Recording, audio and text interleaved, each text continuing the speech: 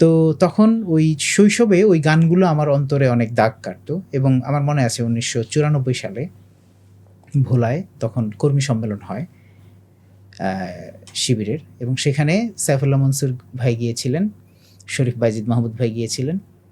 তো ওনারা গিয়ে একটা গান গেয়েছিলেন, যেই গানটা মানে ওই কর্মী সম্মেলনে আমি যেতে পারি নাই, আমি কোনো কারণে হয়তো আমার স্কুল ছিল বা ক্লাস ছিল যেখানে আমি কালচারাল প্রোগ্রামটাতে, আমার কাছে প্রোগ্রাম মানে তখন কালচারাল প্রোগ্রাম, অন্য কোনো কিছু আমার অত টানতেছে না, হ্যাঁ, বা অন্য কোনো কিছু আমার সাবজেক্টই না, আমি ভাবি না যে এটার আগে পিছিয়ে আর কি আছে।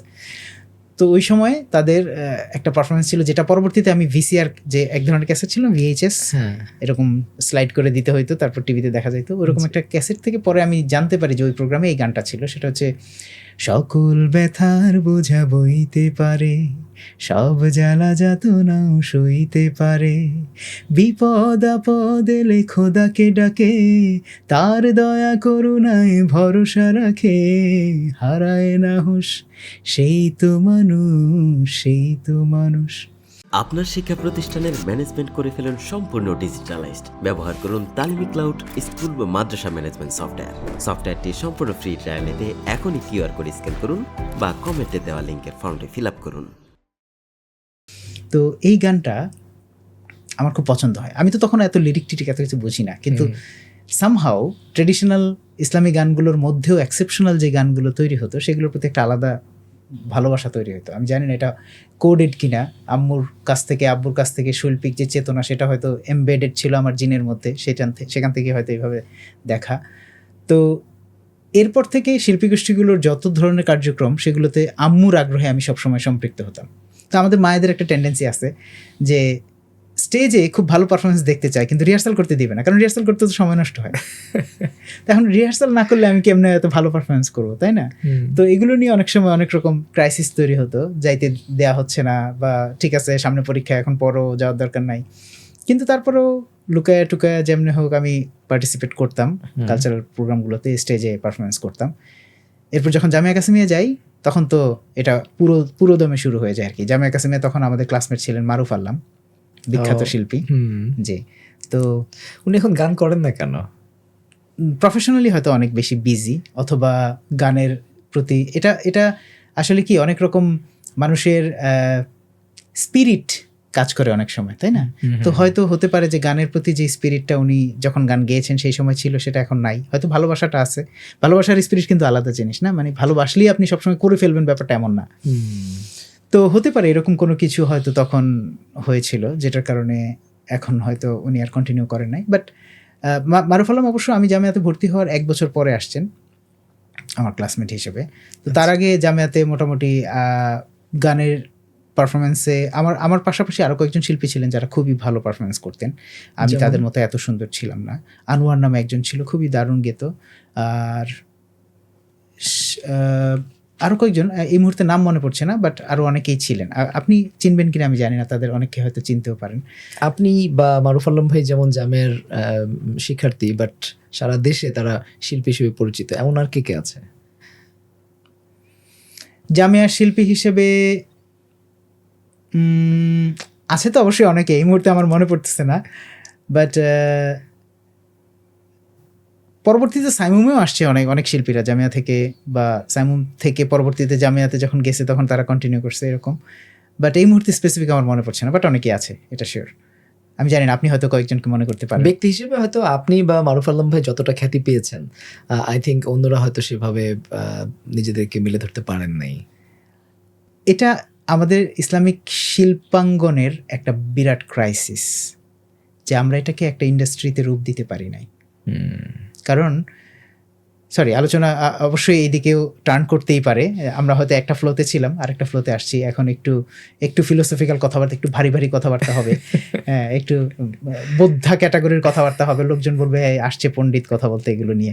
কিন্তু রিয়েলিটি যদি আপনি দেখেন সেটা হচ্ছে কি, যে মেইন স্ট্রিমে সঙ্গীত শিল্পীরা সেখান থেকে তাদের যখন একটা ইনকাম হয়, তাদের ফ্যামিলি পরিচালনার যে মিনিমাম কস্ট সেটা যদি সে ম্যানেজ করতে পারে তাহলে তো সেই জায়গাটা কন্টিনিউ করবে। তো আমাদের শিল্পীদেরকে আল্লাহ সুবহানাহু ওয়া তাআলা একটা মজার ব্যাপার বলি, শিল্পী সত্তাটা শুধু কণ্ঠের ব্যাপার না কিন্তু, না, শিল্পী সত্তাটা হচ্ছে আপনার ভেতরে একটা শৈল্পিক অনুভূতি, যেটা আপনি প্রকাশ করেন হয়তো কখনো কণ্ঠে, কখনো অভিনয়ে, কখনো গ্রাফিক্স ডিজাইনে, কখনো ফিল্ম মেকিংয়ে, কখনো স্টেজ পারফরমেন্সে, কেউ হয়তো নৃত্যের মাধ্যমে করে, কেউ কবিতা আবৃত্তির মাধ্যমে করে, কেউ তিলাওয়াতের মাধ্যমে করে। তো আমাদের যারা শিল্পী তারা যখন দেখে যে সঙ্গীত থেকে সে তো আসলে ভবিষ্যতে সংসার চালাতে পারবে না, সে যতদিন ভলান্টিয়ার, যতদিন পর্যন্ত তার পড়াশোনার টাইম বা এডুকেশনাল ইনস্টিটিউটের সাথে কানেক্টেড, যতদিন পর্যন্ত তার অত পয়সাপাতির নিড হয় না, ততদিন পর্যন্ত সে এটাকে হয়তো জান প্রাণ দিয়েই করে। কিন্তু আমাদের যে অর্গানাইজেশনগুলো বাংলাদেশে, ইসলামিক অর্গানাইজেশন, যদি আপনি জামাত শিবিরকে ধরেন, কারণ Jamaat Shibir one of the leading organisation যারা শিল্প সাহিত্য সংস্কৃতি নিয়ে কাজ করে, যদি তাদেরকে ধরেন, তাদের শিল্পের যে কার্যক্রম এটা আসলে একটা উইংস, তাই না? আপনি যদি পাখির একটা উইংসকে বলেন ইন্ডিপেন্ডেন্টলি নড়তে, সে কি নড়তে পারে? বডি যখন যায় তখন সে নড়ে। সো সমস্ত কালচারাল অর্গানাইজেশন যেগুলো বাংলাদেশে আছে, সাইমোম বা এই ধাঁচের সবগুলো হচ্ছে উইংস। বডি যখন চাইবে তখনই শুধু এগুলো নড়বে। যার ফলে এখান থেকে তৈরি হওয়া শিল্পীদের সে ইন্ডিপেন্ডেন্ট শিল্প সত্তাটাও তৈরি হয় না, সে যে নিজে একজন শিল্পী। কারণ আপনি কাজী নজরুলকে যদি দেখেন, কাজী নজরুল নিজের শিল্প সত্তা, যে ইন্ডিভিজুয়ালি সে যে শিল্পী, এই সত্তাটাই তাকে বিকশিত হইতে বা কাজী নজরুল ইসলাম হইতে সহযোগিতা করছে। কিন্তু আমরা সংগঠনের শিল্পী হই। আমি যে নিজে ইন্ডিভিজুয়ালি একজন শিল্পী, সেই শিল্প সত্তাটা বের হয়ে আসাটা খুবই অল্প এক্সাম্পল আপনি পাবেন। যার ফলে আপনি দেখবেন যারা এখানে শাইন করছে তারা শুধুমাত্র ওইসব সত্তাই যারা নিজেকে ইন্ডিপেন্ডেন্টলি ফিল করছেন। সংগঠনে থাকা অবস্থায় সে বিপুল ফেমাস, কারণ সে সংগঠনের ব্যাকে ফেমাস, বুঝছেন কিনা, সংগঠনের সাপোর্টে ফেমাস। কিন্তু সংগঠনের বাইরের লোকটা যখন সে সংগঠন ছেড়ে দিল বা যখন সে ছুটি নিল সংগঠন থেকে, তখন তো তার আর ওই যে শশাস থেকে একটা অ্যালবাম বের হবে সেই সাপোর্টটা তার নাই। তখন তাকে নিজেই কিন্তু রেকর্ড করতে হয়, নিজেই চেষ্টা করতে হয় যতটুকু করা যায়। তো তাতে করে তার ওই ইন্ডিভিজুয়াল যে শিল্প সত্তা এটা বিকশিত হতে পারে না। তখন উনি হয়তো ইসলামী ব্যাংকের একজন ম্যানেজার বা ইসলামী ব্যাংকের কোনো একজন কর্মকর্তা হিসেবে কর্মজীবন শুরু করেন, গ্রাফিক্স ডিজাইনার হিসেবে হয়তো কর্মজীবন শুরু করেন, যেখানে সে ইনকামটা করতে পারবে, অথবা ওয়েব ডিজাইনার, ওয়েব ডেভেলপার, এই সময়ের যেগুলো সৃষ্টিশীল কাজ করার সুযোগ আছে সেগুলোতে হয়তো তিনি ইনভলভ হয়ে যান। যার ফলে তিনি গানে কেন ইনকাম করতে পারছেন না? আচ্ছা, গানে ইনকাম করার ব্যাপারটা যদি দেখেন, এই সময় যারা গানে ইনকাম করতেছে ইসলামিক সঙ্গীতের দিক থেকে, তারা কারা? তারা ইউটিউবে জনপ্রিয়, ওয়াজ মাহফিলগুলোতে যারা পারফর্ম করতে পারছেন তারা। তো এদের মধ্যে যদি আপনি অল্প কয়েকজনকে এক্সাম্পল হিসেবে নিতে চান, আবু ওবায়দা, কলরবের শিল্পীরা, ওবায়দুল্লাহ তারেক, আর কার নাম বলবেন যদি আর দু একজন আসে? মশিউর রহমান, শিল্পী মশিউর রহমান। তো এই মানুষগুলোর মধ্যে কয়েকজন এমনিতেই সাংগঠনিক যেই কার্যক্রম এটার একটা হাবের মধ্যে থাকেন ওনারা, তাই না? যার ফলে তাদেরকে সেলিব্রেট করেন অন্যরা। কিন্তু যে মানুষটা এই হাবের মধ্যে বা এই উত্তপ্ত জায়গাটাতে নাই বা এই সেলিব্রেটিং জায়গাটাতে নাই, সে হয়তো লোকাল কোনো একটা শিল্পী গোষ্ঠীর শিল্পী, তাকে তো কেউ সেলিব্রেট করছে না। তার কণ্ঠ হয়তো অসাধারণ, কিন্তু সে কোথাও এক্সপোজার পাচ্ছে না, তাই না? আরেকটা ব্যাপার আছে যে একটা জাতি তো 100 জন মানুষকে সেলিব্রেট করতে পারে না, সে হয়তো 1-2 জনকে সেলিব্রেট করে। ওই 1-2জনই বারবার সেলিব্রেটেড হইতে হইতে তার হয়তো একটা ইনকামের রাস্তা তৈরি হয়ে যায় এর মধ্যে থেকে। সে হয়তো পারফর্ম করতে পারে, যে কোনো প্রোগ্রামে তাকে ইনভাইট করা হয়, ইউটিউবেও তার ভিডিওসগুলো একটু বেশি ভিউজ হয়। জানেন অ্যালগরিদম তো কিভাবে কাজ করে। তো এইসব কারণে দেখা গেছে অল্প কিছু মানুষই বিখ্যাত হয়, কিন্তু বেশিরভাগ মানুষের পক্ষেই আর ওই জায়গাটাতে আসা সম্ভব হয়ে ওঠে না, কারণ এটা একটা ইন্ডাস্ট্রি না। যদি এটা ইন্ডাস্ট্রি হতো তাহলে কি হতো? অ্যাওয়াকনিং রেকর্ডসের মতো প্রতিষ্ঠান তৈরি হতো, যে প্রতিষ্ঠান শিল্পী বানাবে এবং তাদেরকে দিয়ে জাতিকে তাদের সেলিব্রিটি বানিয়ে তাদেরও যেমন ইনকামের একটা ব্যবস্থা করবে, একই সাথে মানুষের যে শিল্পের ক্ষুধাটা আছে সেটাও পরিপূর্ণতা দেওয়ার চেষ্টা করবে, এবং একটা মান নিয়ন্ত্রণের জায়গা থাকবে। হয় কি, কোনো প্রতিষ্ঠান হলে তো সে একটা মান নিয়ন্ত্রণ করে। ধরেন অ্যাওয়াকনিং থেকে খুব লো কোয়ালিটির কাজ কখনো বের হবে না। অ্যাওয়াকনিংকে আমি ইন্টারন্যাশনাল প্রতিষ্ঠান হিসেবে একটা এক্সাম্পল হিসেবে দেখালাম। তো বাংলাদেশে যদি এরকম কোনো প্রতিষ্ঠান দেখি, তাহলে হয়তো হ্যাভেন টিউন, হলি টিউন, 2টা টিউনই আপনি পাবেন। এর বাইরে যত যা কিছুই আছে এর মধ্যে সংগঠনের যেগুলো, সেগুলোকে আমি ধরবই না, কারণ ওইটা কোনো ইন্ডাস্ট্রি না, ইটসেলফ ইন্ডিভিজুয়াল কোনো ইন্ডাস্ট্রি না, ওইটা সাংগঠনিক। তো ইন্ডিভিজুয়াল ইন্ডাস্ট্রি হয়ে উঠতে পারছে। ধরেন কলরব, এটাকে যদি আমি একটা SME, small and medium enterprise হিসেবে দেখি আর কি, এটা বিগ দেখার এখনো সুযোগ হয় না, বা সুযোগ হয়তো এখনো তৈরি হয় নাই। তো কলরব এই জায়গাটা তৈরি করতে পারছে তার ইন্ডিপেন্ডেন্সের কারণে।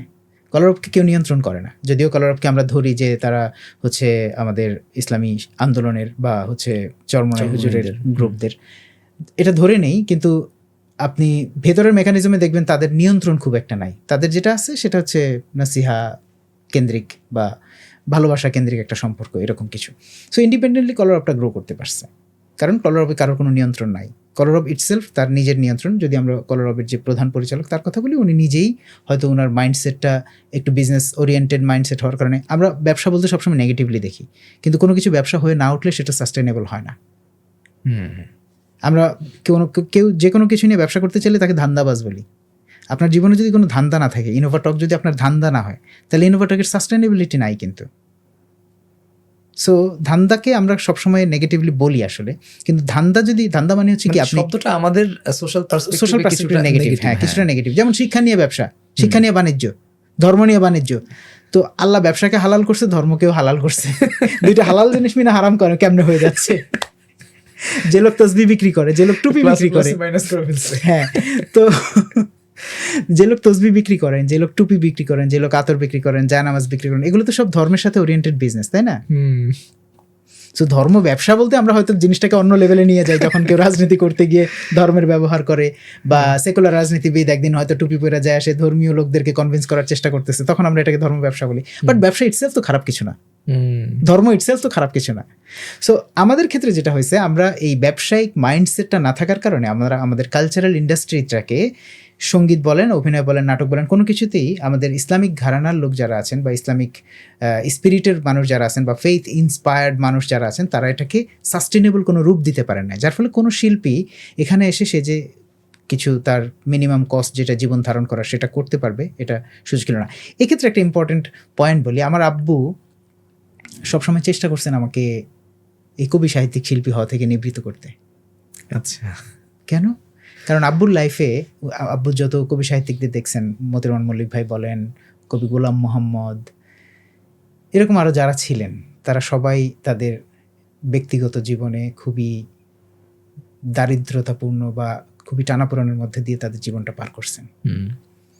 যার ফলে আব্বুর লিভিং এক্সপিরিয়েন্স বলে যে যারা এদিকে যাবে তাদের জীবন শেষ, বিনা চিকিৎসায় মারা যাওয়ার মতো সিচুয়েশন। কবি গোলাম মোহাম্মদ, উনি চিকিৎসা ঠিক মতো করাতে পারেননি।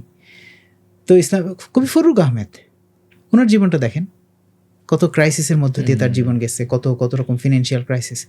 তো এই জন্য আব্বু চাইতেন সবসময় যেন আমার ইনকামটা যেন ঠিকঠাক থাকে, এবং আব্বু সেই সব পরিকল্পনা থেকে আমাকে ইংলিশ লিটারেচারে ভর্তি করাইছেন, যে অন্তত আমি যদি জীবনে কিছু করতে নাও পারি, ইংলিশে পড়া মানুষটা ইংলিশের কোচিং করে হলেও তার লাইফটা সেটেল হয়ে যায়। কারণ সবাই ইংলিশের প্রতি একটা আলাদা ভালোবাসা থাকে, ইংলিশ শিখতে হয়,